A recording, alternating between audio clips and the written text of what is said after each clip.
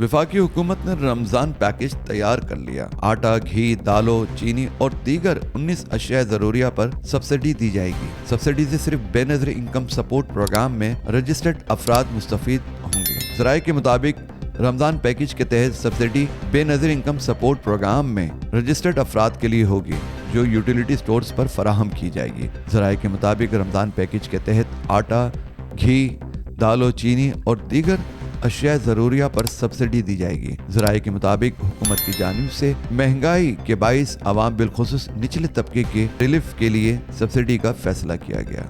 मजीद videos देखने के लिए हमारी वीडियो को लाइक करें, सब्सक्राइब करें और बेल आइकन को जरूर क्लिक करें ताकि आने वाली वीडियो आप तक बआसानी पहुंच सके।